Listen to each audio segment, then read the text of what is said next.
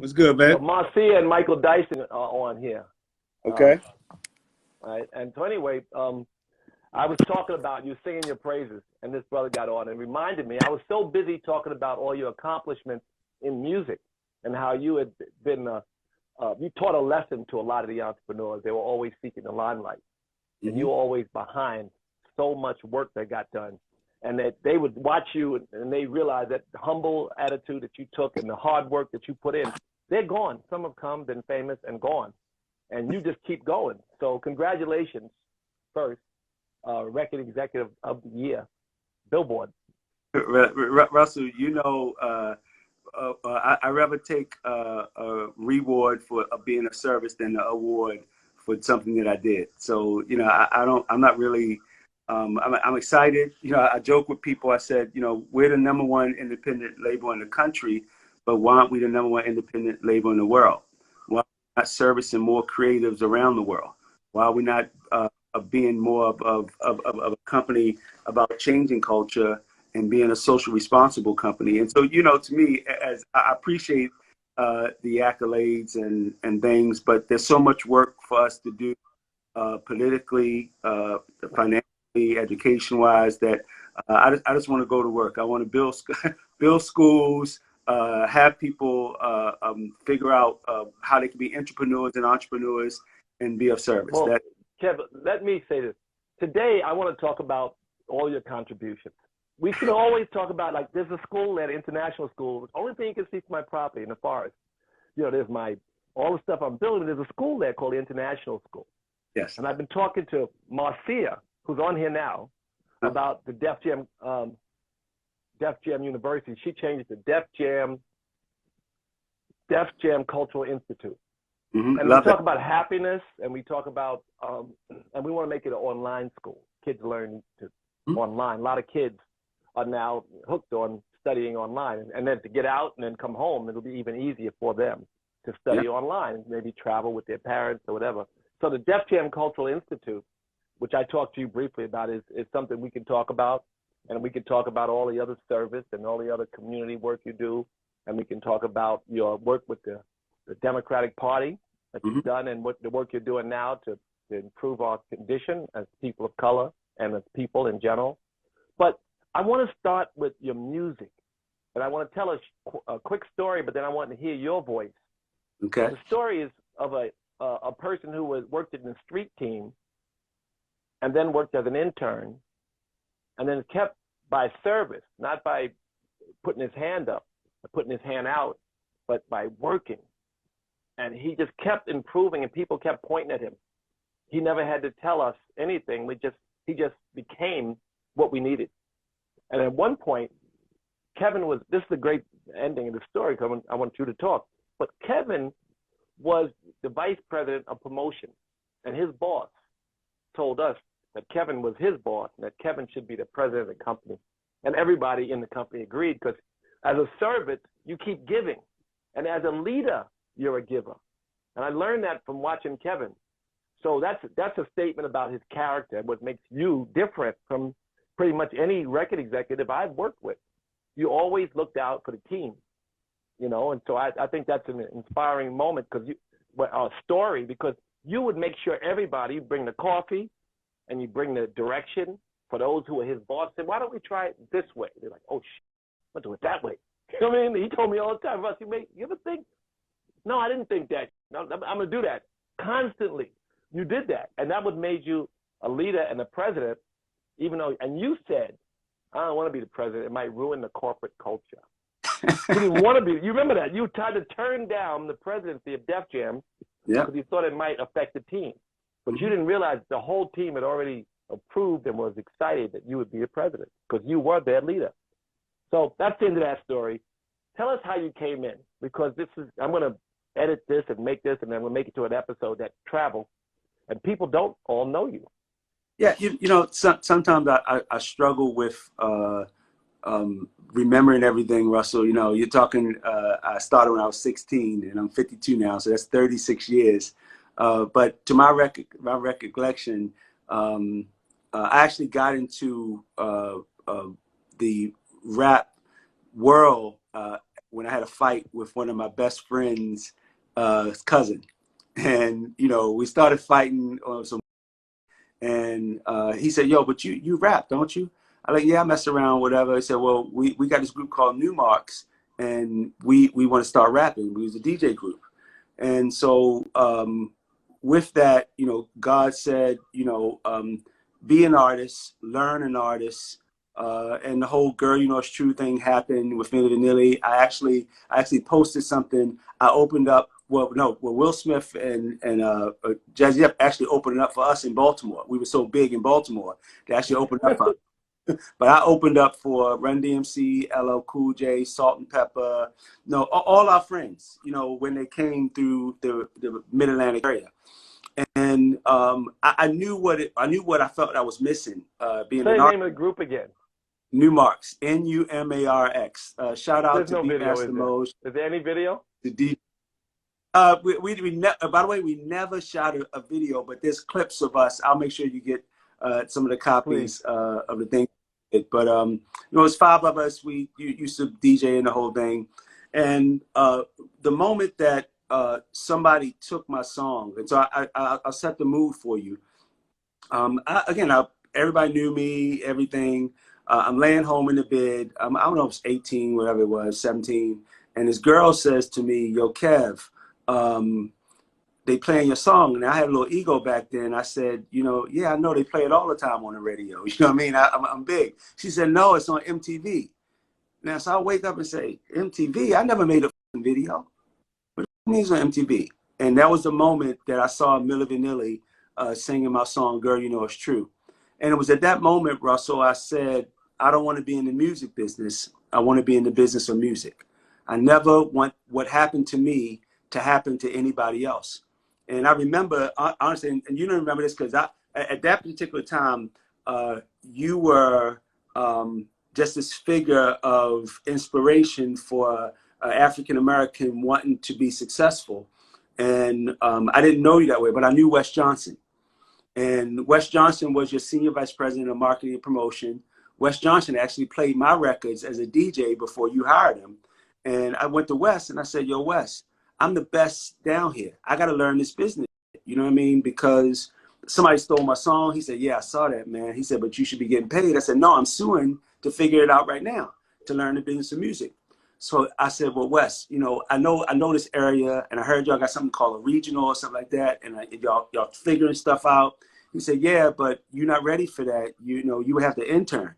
And then my ego came out again. I'm already making money. I already got a studio, already, you know, traveling around.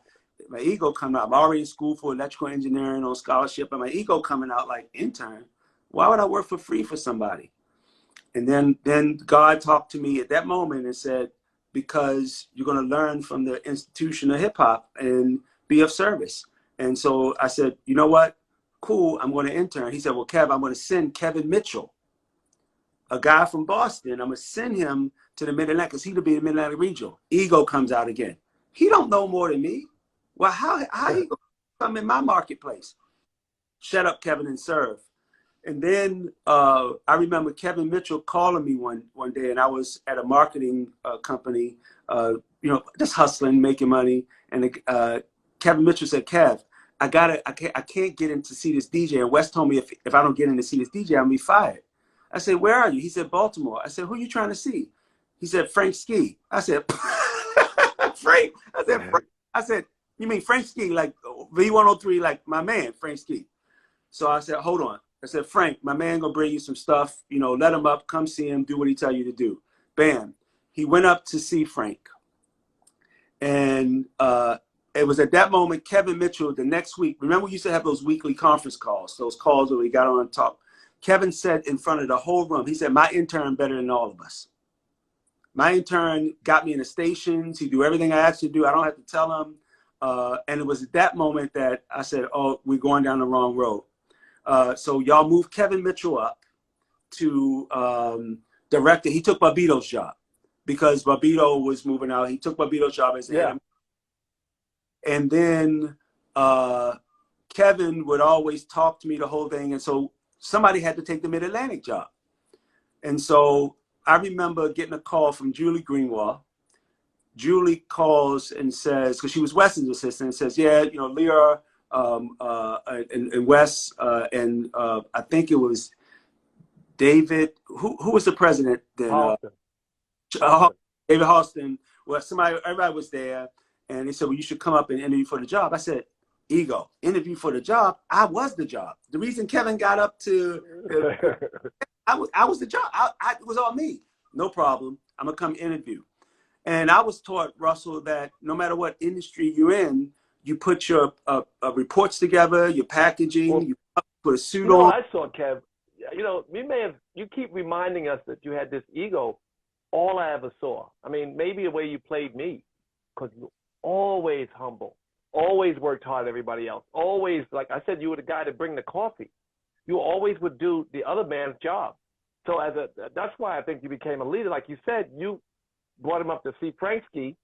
That was his job, but you did it for him, right? Yeah. And you did that for so many people. It felt like you never really had an ego attached to it. Maybe you may have grown since then, but it feels like Russell, it felt to me the entire time like you never once asked for the accolade. Yeah, but we all expected a raise or a shift or in your position. Go ahead. Yeah, but we all have egos, and so what I would be remiss if I did not be honest with everyone's listening to say that, you know, it's okay to have it, but it's not okay to share it. And instead of sharing my ego, I shared my service.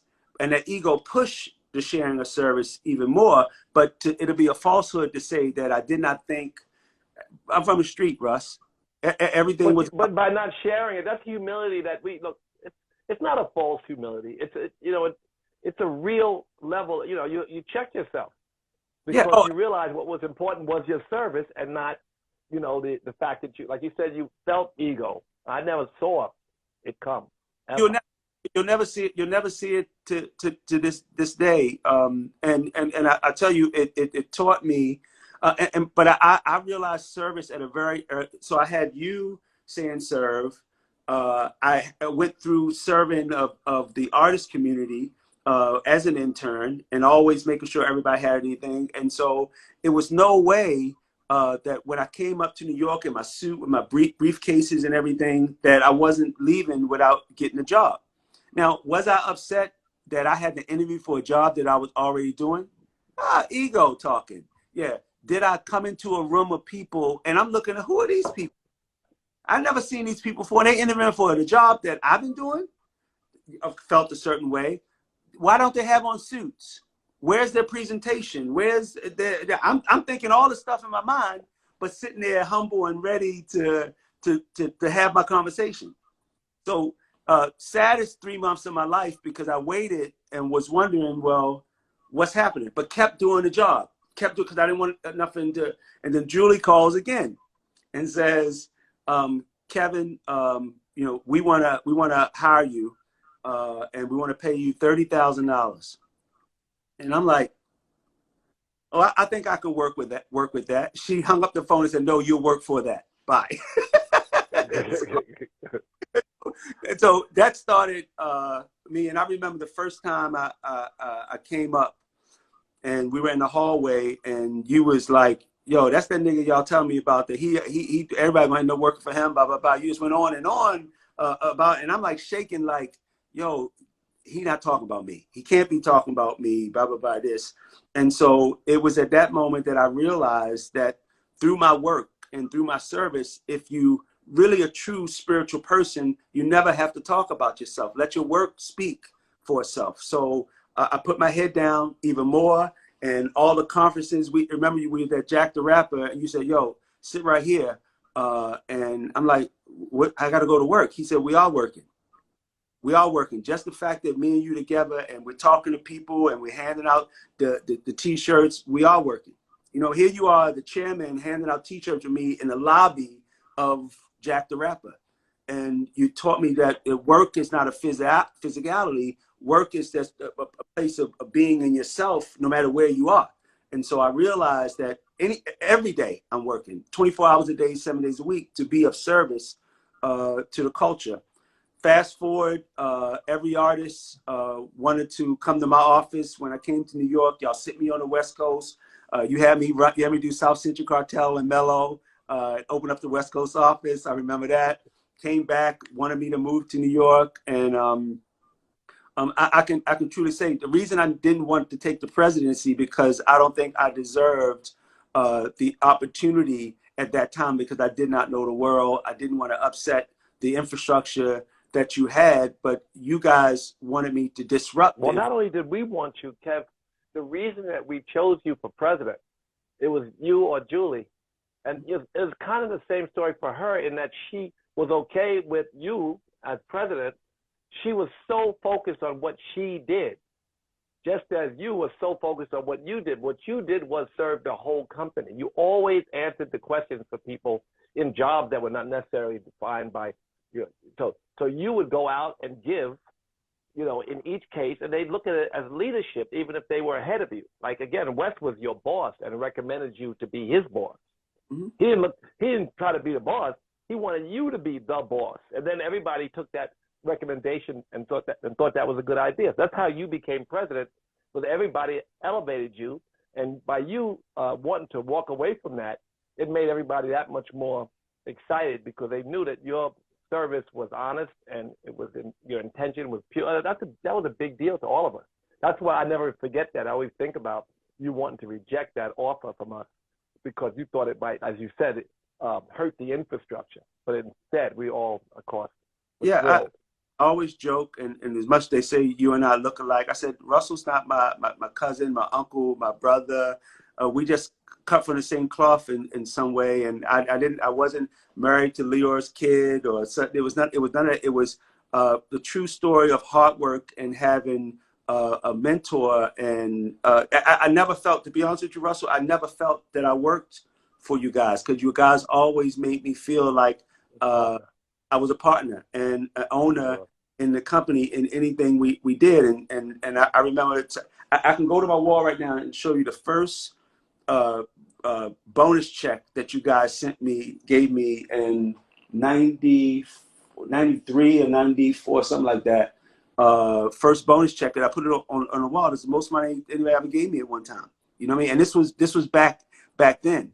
And to talk about the selling Def Jam and Fat Farm, and you guys always saying, whether you owned a piece, don't own a piece, you always own everything, with us. And, a lot of people don't get the opportunity to work for people like that. So I never felt like, I felt like I was coming to the church to serve the pastor always. I never felt like I had a job, and that ability.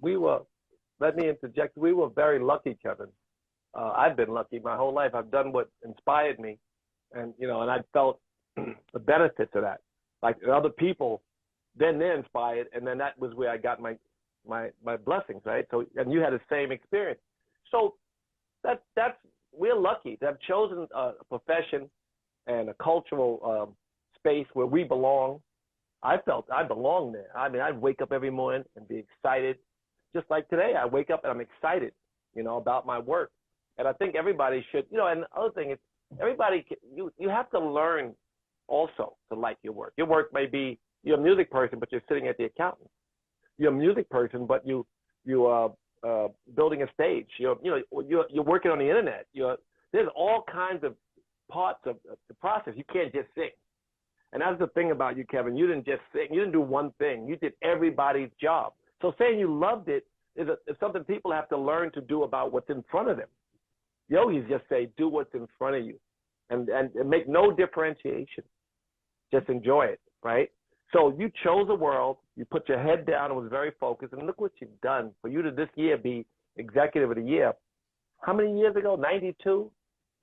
Yes, I started. So you came in to work with us, 91? Started you in 91, yeah. I can't listen. All I remember, it becomes a blur. I wanted to share another learning moment that you guys gave me. I had an idea, and you always allow me to take risks and do things. I had an idea to create something called the Deaf College Jam, and this was at Howard University. Biggie Smalls, Method Man, Onyx, EPMD, and a Redman and Method Man, whatever it was. And so I said, I'm gonna rent a museum, and I'm gonna put the Def College Jam logo, like you had Def Comedy Jam, up on a building, and I'm gonna throw the biggest party in Howard University's ever had. So 3,000 people inside, another 7,000 outside, $300,000 in damages later. I come up to New York to explain to you guys what happened. So Lear says, what the f were you thinking to throw a party? Don't imitate Leo. What the f were you thinking? I said, Lear, it's the Def College Jam. It couldn't be at the college. It had to be somewhere different where people never been and blah, blah, this. And you said, was it hot? I said, Russell, I had 7,000 people. Well, nigga, you did your job then. So it was. Well, that was like we were reckless a little bit. Take the risk. And I think that's. I'm sorry. I said, you said do the job, take the risk, and the slap on my wrist was make sure you get insurance next time, and that was such a blessing to me because from that day forth, I always took the risk if I thought it was right. Got the insurance, but I always took the risk. You learn. These are learning experiences. You have to take risks. Just when I say once you even delving into your work is a spiritual practice that takes risk. So when you say I'm a record executive and you put blinders on, once you put the blinders on, again, sitting at the accountant or all the work that you think is not the record work, it is. If you're building this, you go to work, you have a single pointed focus, and that's like giving up on everything else. It's a deeply spiritual thing. It's I don't like my job. You ever know somebody who always got a new job and never like it? Learn to like what's in front of you. You've chosen it. Now build it. And then there'll be the days that you love it. But there's going to be times when there's struggle and you want to give up. You never gave up, Kev, on anything. Yeah, because I never felt, Russell, I was afraid to go to the West Coast and live out there for a year, not know anybody. I was afraid to come to New York where I heard there was 8 million stories and not have any family there. I was afraid to take on the presidency of how about this? I was afraid to leave high school football in 11th grade and fall in love with hip hop. But every fear, because I believe that inside me, God lives, every fear, I had a greater experience. I had a greater revelation of even what I thought I was doing. Like I didn't come to Def Jam to be the president. I came to be part of culture. When I became president, I didn't come to say everybody do what I say do. I'm the president now. I said, hey, how can I take this to a different level for us? When we merged to Island Def Jam, I said, how can I be of service? So I never took for what it was on the surface. I took on how I could serve it. And a lot of people go to work every day and they admit they're going to work. Or they hate, whether they hate it or love it, they actually going to work. I don't. This is a they say that the sameness, the practice when you go out every day and you take what's in front of you, and if we're really present and awake, there's no suffering, no sadness, and no separation from your work. The work itself is the prayer. The happiness comes from the work, being there and doing the work. And you are an example of that because Kevin, there was always something that was out of whack, right? But like you say, out of whack, that's just the experience. The hard worker is like watching a movie. Whatever it is to get done, got to get done. Whatever got to get done, gets done, right? It doesn't matter what it is, whether it's supposed to be a pleasant experience or a sad experience. It doesn't matter. As you know, and this is why, like people, I encourage everybody who's listening to buy Kevin's book, Make It Happen, because it's a deeply spiritual experience that he's been through and goes through, and his investment. Do the plug. You remember that guy? Yeah. Look at this. 300. How skinny he is. Big ass Kevin. Fat Kevin Lyles. Google it. Yeah. Oh. No, I tell you another thing that I want people to come across. You have to also look at your life and define the season that you're in. And so I always chose to make it happen. Through you, I chose to make a difference. And when I turned 50, Russell, I took inventory of my life, and I said, what would I like the next 25 years to look like? Or however long God allow me to be of service. And I said, I want to lead. I want to lead by example. I want to lead people to live their fullest life. I still want to learn, and I want to listen in a way that I've always have to the younger generation. And then I said, I want to love. I want to love every day.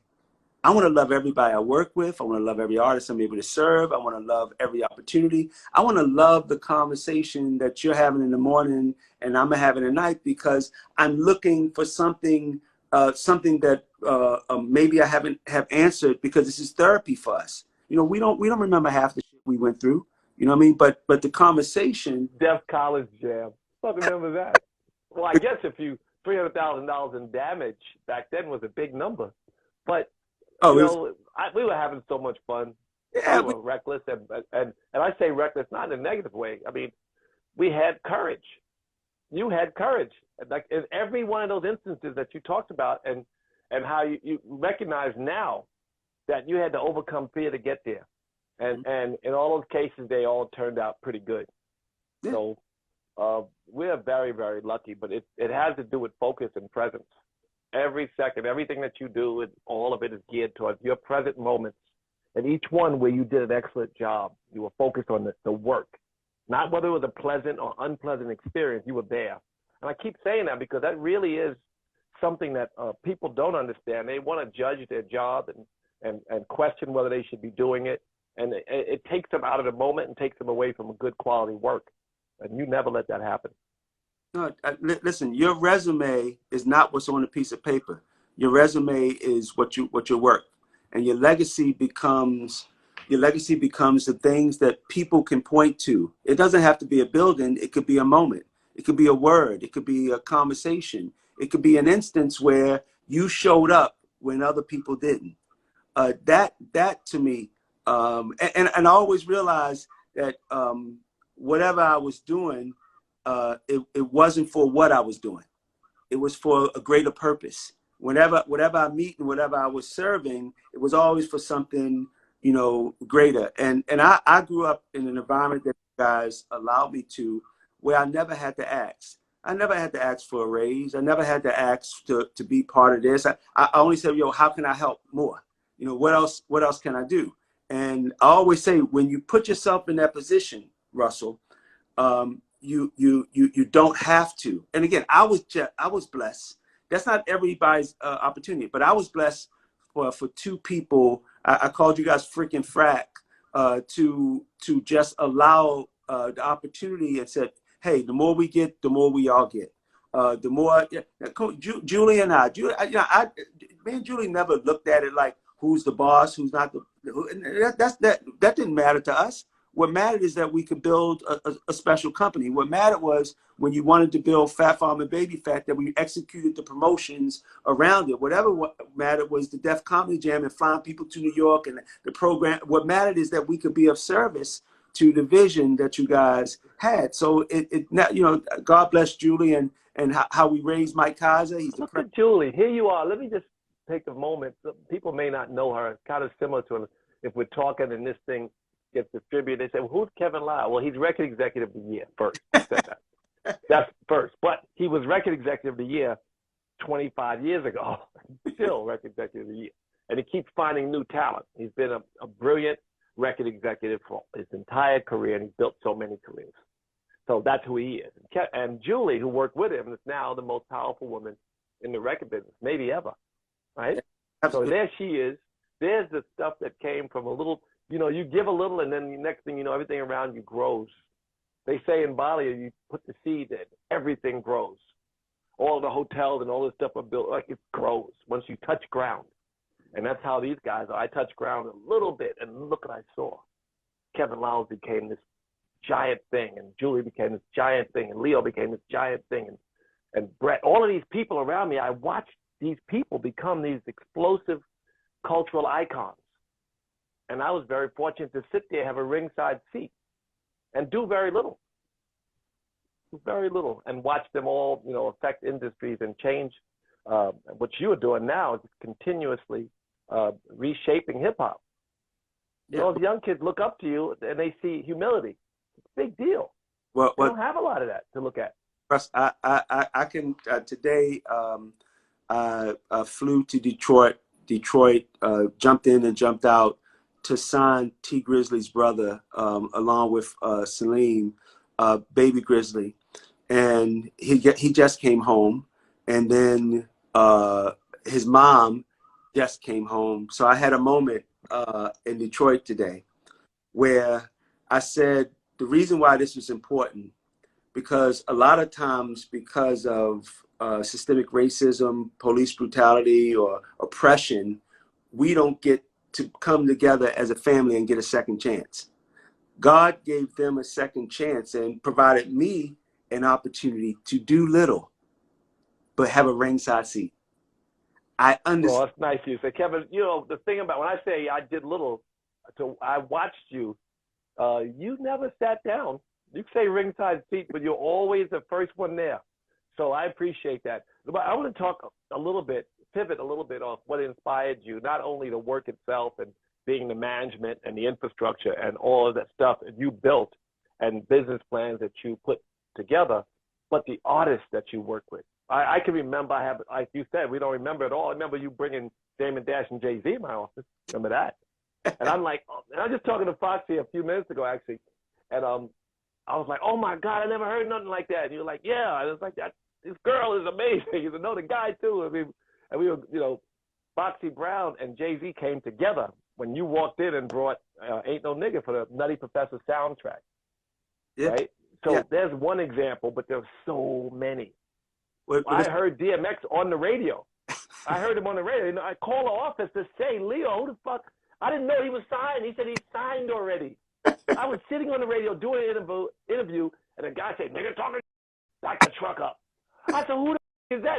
And then he's not part of the locks, and I called. Yep. They said, we signed him.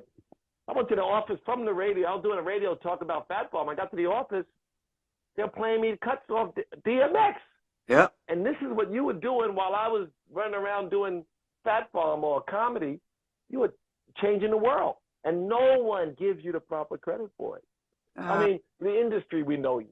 Like, you're executive of the year. They didn't miss that. They didn't make a mistake on that. But, and you don't care to be celebrated in that way. But, we need our black icons. There aren't enough.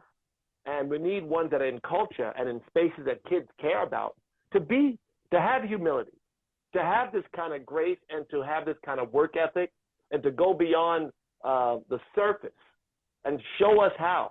So that to me is a big deal to be able to showcase that to anybody. Yeah, oh my God, this thing is falling. Can we move this shit? I've been selling this book, Kev. As you know, probably, right? It's not coming out for a month, but they're pre-ordering it. Yeah, let's take some time. I'm not going to bug you about it today because I'm always telling you go vegan. I tell you every time I talk to you off the record, So let's take some time to also acknowledge some other people that I feel that during that period of time where you had that opportunity to go around. I remember my first assistant, Shanita Floyd, who we moved to Mix Show and now is running marketing, and Lauren Wertzer and Amani Duncan, who's now the president of an advertising agency, and Felicia Butterfield, who's now over. Oh my God! We can go around the list. No, let's go around the table. Let's do it because all of these names are important to young people, and all of them put their head down and did so much work. And we were very lucky to be a breeding ground. Like I said, touch ground, and then everything grows. Look at the people. He said, Felicia Butterfield, my heart got soft. And you talk about Lauren Wertzer and all of these people who built that company and don't get credit. So, yeah, it's important to talk about Julie as the most powerful woman in the history of the record business, to talk about you all these years later, the record executive of the year, to talk about Leo, who is now running YouTube as maybe one of the most powerful music people there is on another level. talk about the family that we built that went out into the world. Steve Carr became a great director and made all those giant mega hits. Brett Ratner, who became the funding partner of all of Warner Brothers movies and made God knows how many hit movies, all the Chris Tucker movies. And then talk about there's so many talented people that came up with you that you helped to mentor. Yeah, and now you see them. It's kind of shocking years later when you look back. There was a moment in time, Russell. So, you know, I lived I call it, you know, the couple of phases of us.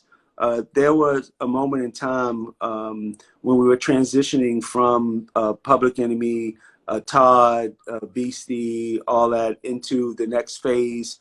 And if it wasn't for Def Comedy Jam and Fat Farm and those things, when we were I would call it our cold period, we wouldn't be able to reboot. And so I want to understand that none of this happens by yourself, because we needed you as a voyeur into places that we were not comfortable with going, because, you know, we were mono-focused on building the company, and it allowed us an opportunity. And then I just remember I was so blessed that you guys changed the philosophy and said, we're going to be an institution and we're going to help serve young entrepreneurs. So comes in Irv Gotti, comes in Damon J and Biggs, comes in D&Y of Rough Riders, comes in Shaka and Ludacris for Disturbing the Peace. All these guys. Well, before you can't leave out Eric Thurman and Redman, all in the Def Squad. I'm not saying you would, but look at that was the most amazing thing that you were able to manage. We did it once and messed it up, but we loved all of them. We got Onyx out of it. We had a bunch of labels, Rush associated labels. Then we folded it in. The next thing you know, we had the Def Jam started to give opportunity to young entrepreneurs, and you managed the entrepreneurs who didn't know. Honestly, Irv Gotti is talented as shit, but he was reckless. He made choices that people coming out of the street would make that were not great, but you helped to manage that process. And Murder Inc. made all those giant hits. And Irv, God, what he did with Jay and DMX and others, he was a big part of all of their careers. And Damon Dash, he needed to be managed a little bit. Damon jokes, he says, I always was an asshole. I'm still an asshole. No, you've grown a lot, Damon. But all D&Y, what they did with Rough Riders, they hadn't done it before. And we had made some of the mistakes, and we were able to stop them from making some of the same mistakes. It's why I like having you on a platform like this and getting more people to see you, because you can prevent them from with generational curses, right? These are your kids. So raise them. You know, in the record industry, you're raising them now, but they have to look to you and watch your humility and the way that you handle these situations. And maybe like get insurance. Like you told them, like don't think, get insurance. Like no, oh, you did it too. Like why would somebody, you know, do what you already did? You made that mistake, right? And next time you got insurance. Yeah, I wanted to bring them up because at that point in time, we had a bunch of diverse thinkers, a bunch of people who worked differently, but we all saw the value in being a team.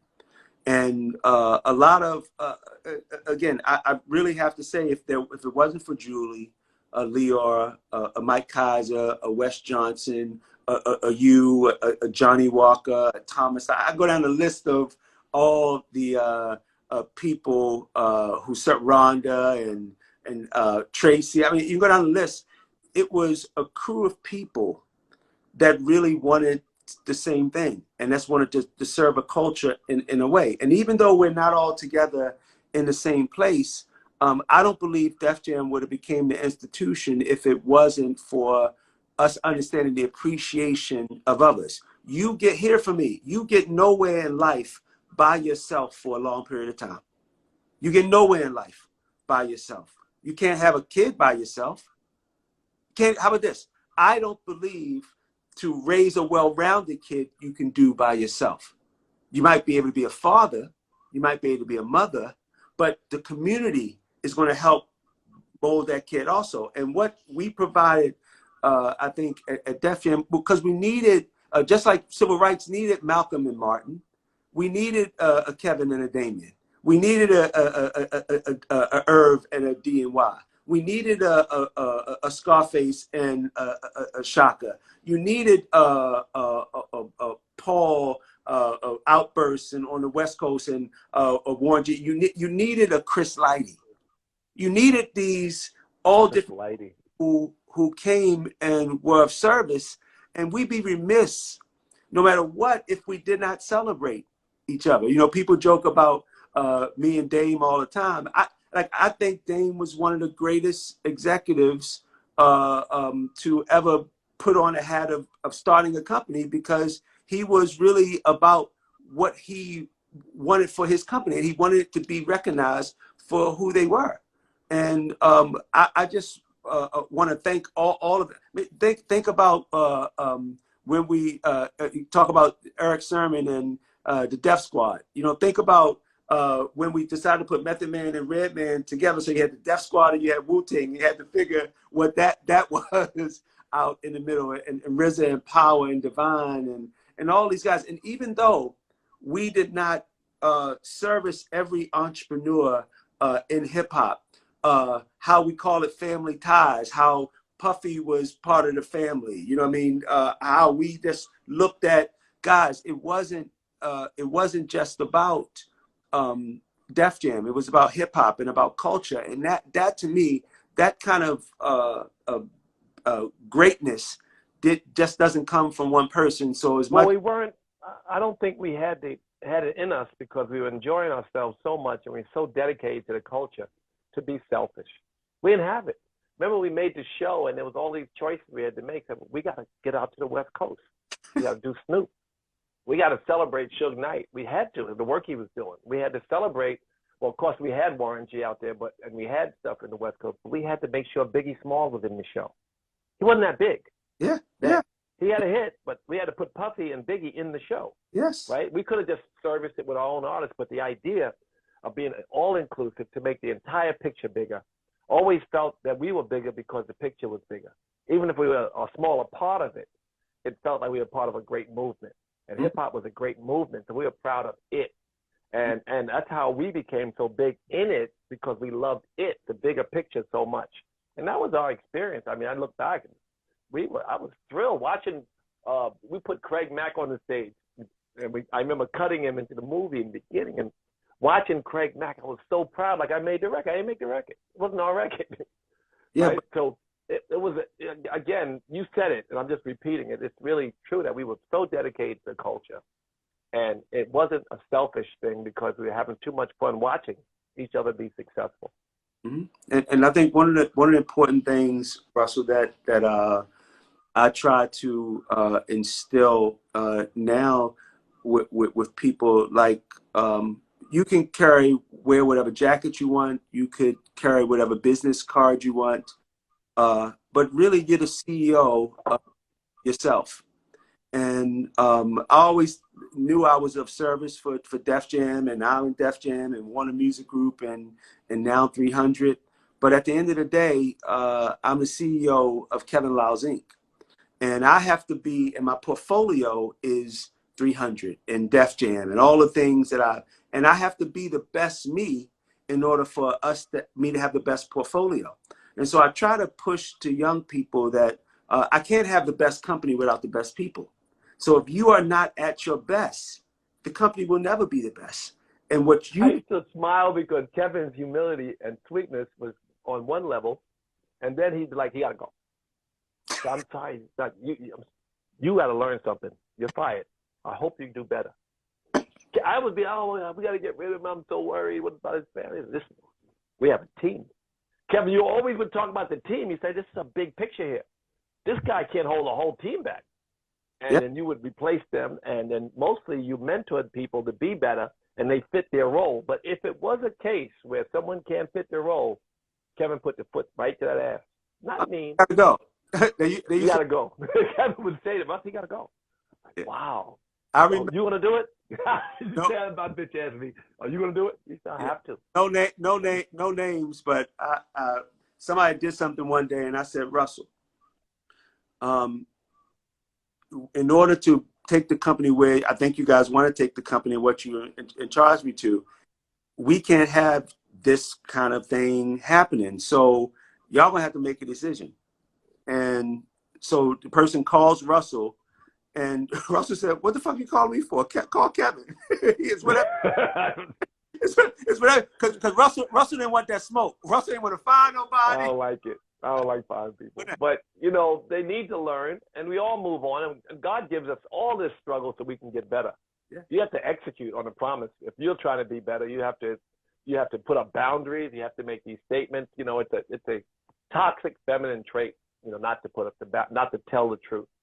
You know, and and Kevin, you're compassionate and loving, like your divine feminine shines right through your skull. I can see it, you know, and your balance, you know, that you have to be able to say, I'm sorry, you got to say it. Yeah. And you with a smile, were able to say it.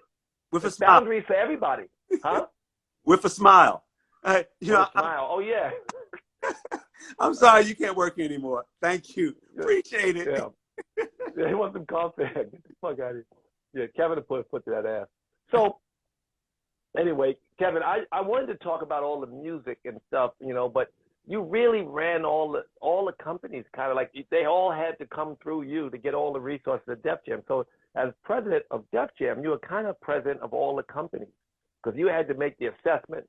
And that was always a struggle, of course. Where's the budget going? Is it going to be this DMX album? And when is that date and scheduling? And my God, the amount of work that you guys had. I'd come into office, and a lot of times, you know, I would just, oh, that sounds good.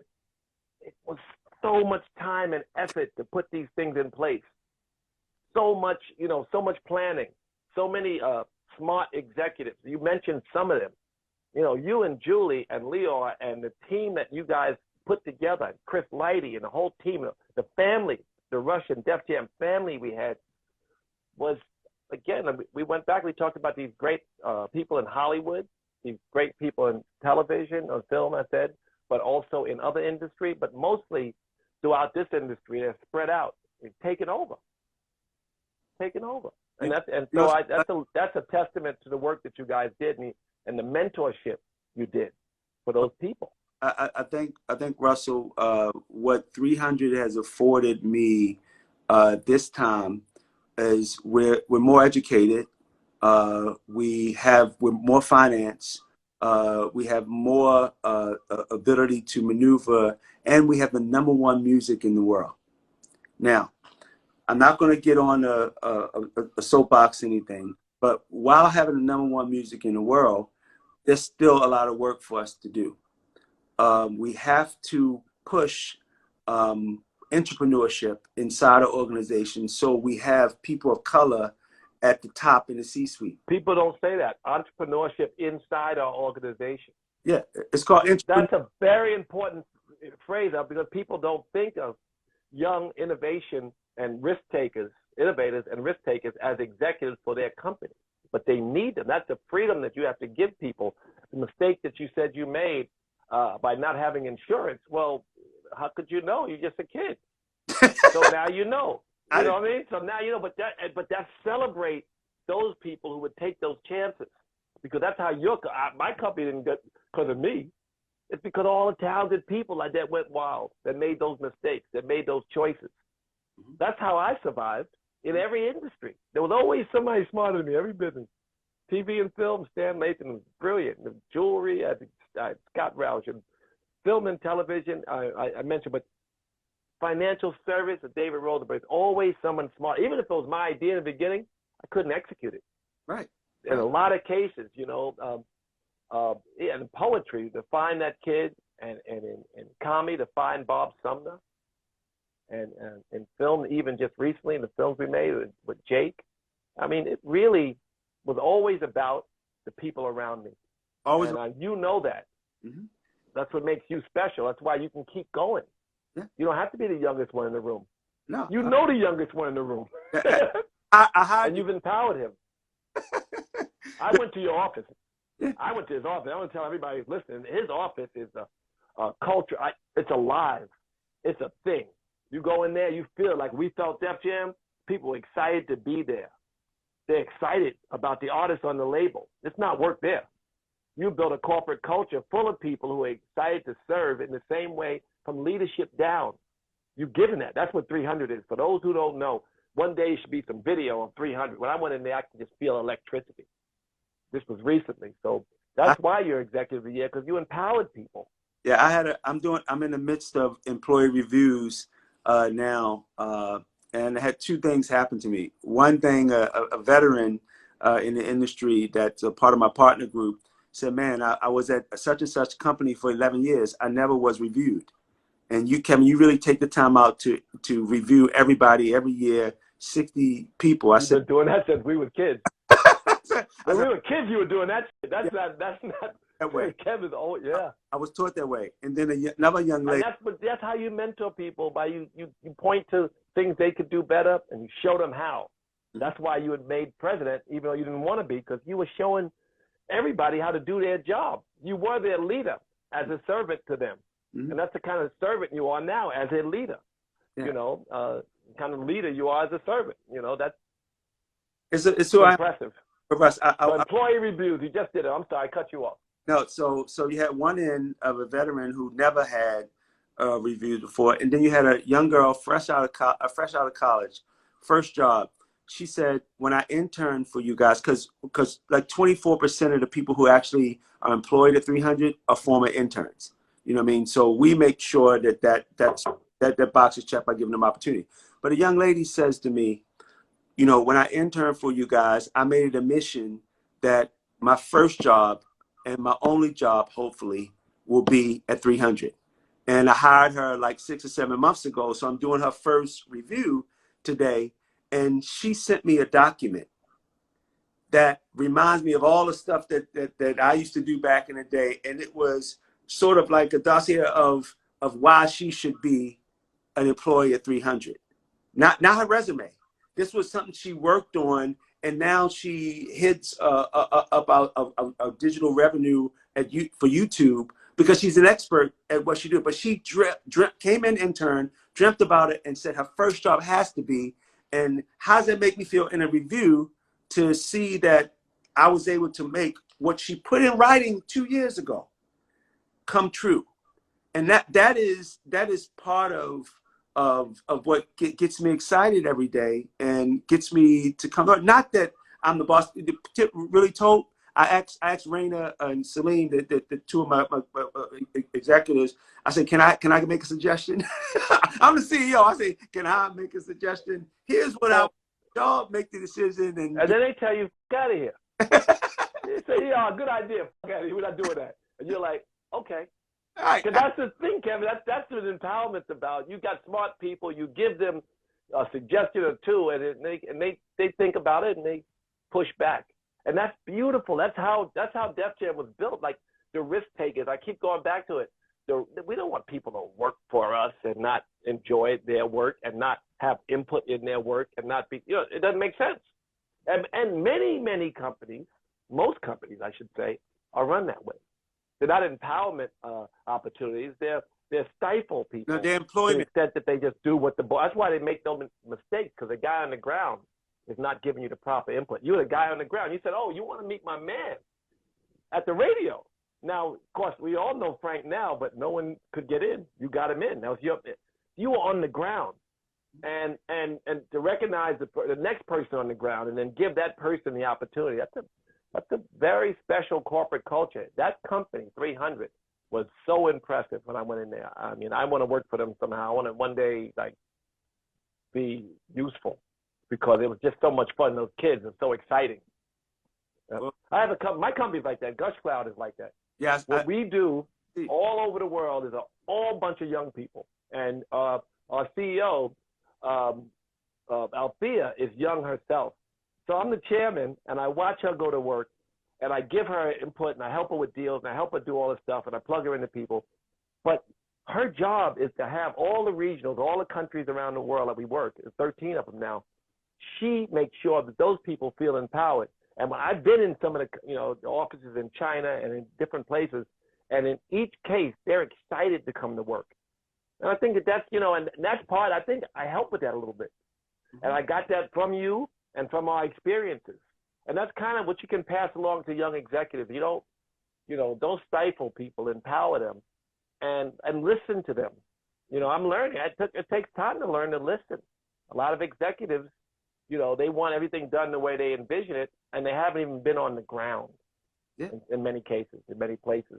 I can't go to Vietnam and tell them how to run that operation, or the Philippines. Mm-hmm. So, but we can say, take some chances. You got a budget. Here's how we do it in Singapore. That's all we can say.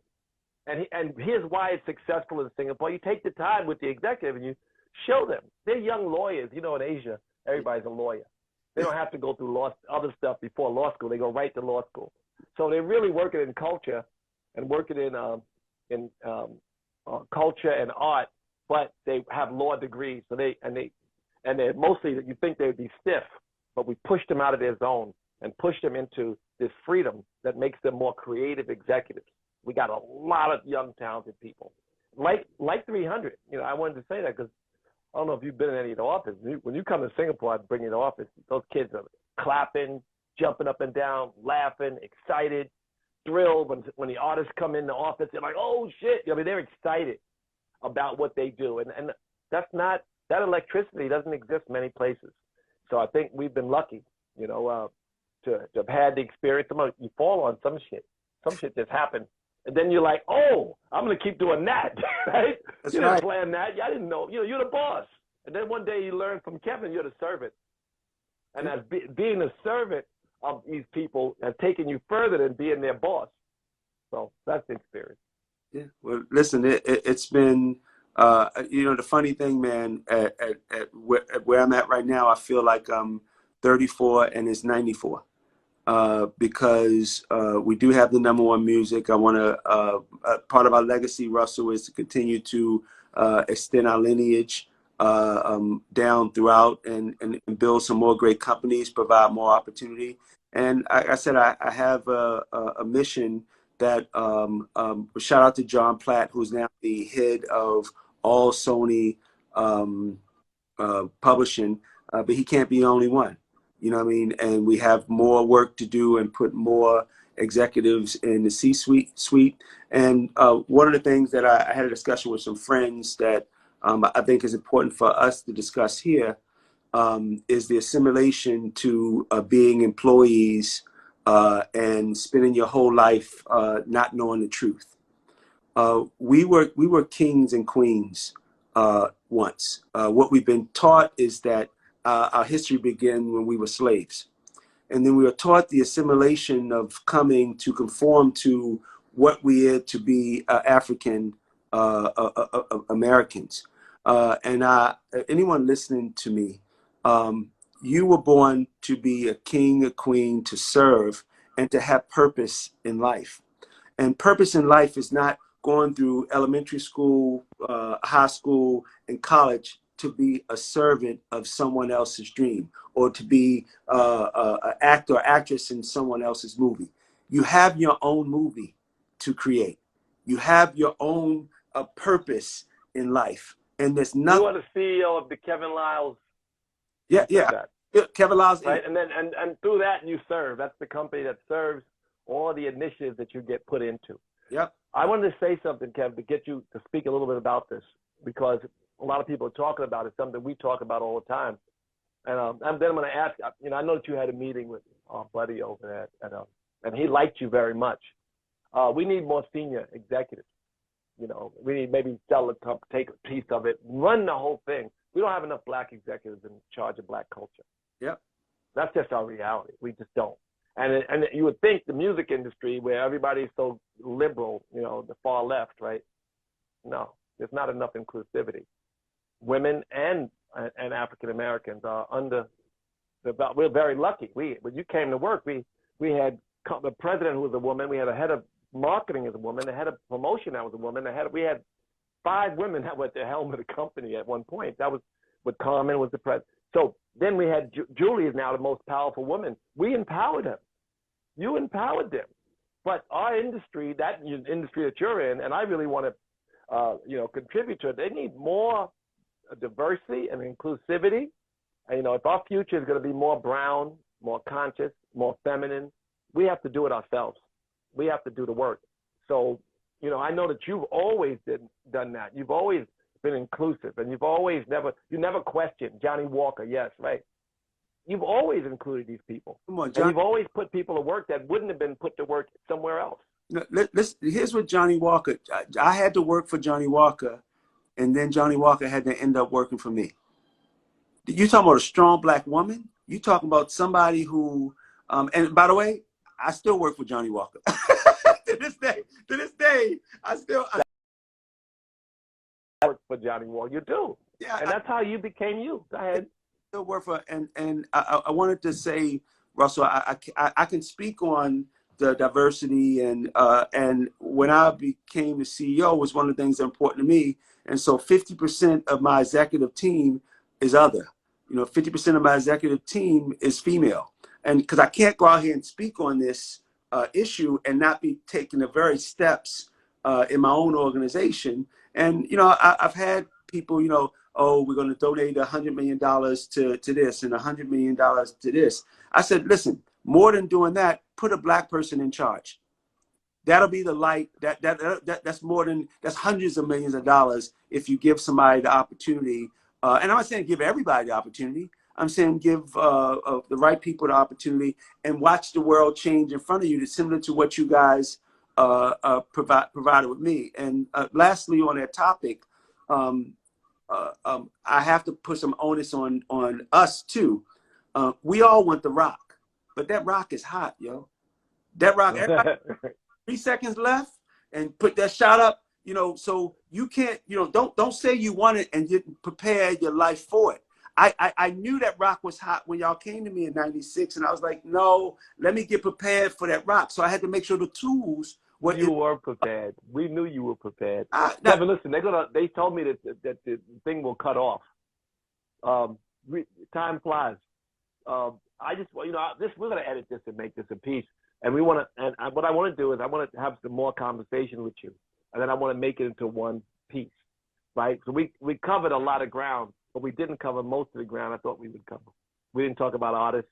We didn't talk about all the social and political things that you've done and care about, the philanthropic, the social stuff you do in Baltimore in particular, the support for all. There's so much. All the philanthropic and social work alone could be an hour. So I really just would like to, we're having this conversation on Instagram, but when we edit it, I want it to be a decent profile because your work, the body of work that you put out, no one will understand it in certainly not from this discussion. They may know a little bit more about your heart, but they won't know anything about all of the work. Yes, I told a story how you brought Damon and Jay-Z, and I went right for Foxy Brown because I hadn't heard anything like it. You understood why. I was like, I never heard a woman talk like that. Fly. I mean, I knew a Brooklyn nigga. I heard Brooklyn voices, right? And through Jay. And then he just kept doing it. And they were two of the most brilliant people we've ever. But that was one example. All the times you brought off artists and they say, meet this person. Or when I called and I said, what the fuck is this? I heard on the radio and Leo said, we already signed him. I was like, you signed DMX? I didn't even know. I just heard him on the radio. I was in the radio doing an interview and they put the music on in a break. And then it came on. So all these experiences that you have, none of those things are really talked about. So I want to cover some of that. Listen, here's the thing. This is something we're doing for everybody to see. But this is our regular life whenever we get together. This is a conversation between friends, conversation between people who love each other. And listen, I guess I needed to hear it when you get a text and I'm available to do it and God put us here. But this shouldn't end. This is not, we're not doing this for us, our egos. I want people to know the good, the bad, the ugly, the mistakes, the positive, but also what's more important to me is that for people to hear that even where we are now, we're still a service. You where you are, I am, and I'm not done by no means. I want to continue to build great things. You're done. You're the record executive of the year 25 years later. So not done. You're at the top of the game, Ken. And it makes me proud and inspired to see that you still keep putting in all this work. Every day I get up and I hear Meg Thee Stallion on the radio here. You hear Indonesian voices, right? Y'all guys know Meg Thee Stallion. I hear Indonesian voices, and Meg Thee Stallion jumps on the radio. Yeah. It's the only thing I hear. In other words, I don't really speak the Bahasa, right? The language. I know a few words, but when Meg comes on, I'm home again. And that's, you brought home right here to Bali because we hear Meg Thee Stallion on the radio. Yeah, So anyway, I love you. love you. The only reason I'm breaking is because it's an hour. So I'm gonna go, and I love you, and give your wife and family my love, and thank you for taking the time and speaking with us, Kev. If you want another awesome video in our Black Excellence series, check out the video right there next to me. I think you'll enjoy it. Continue to believe, and I'll see you there.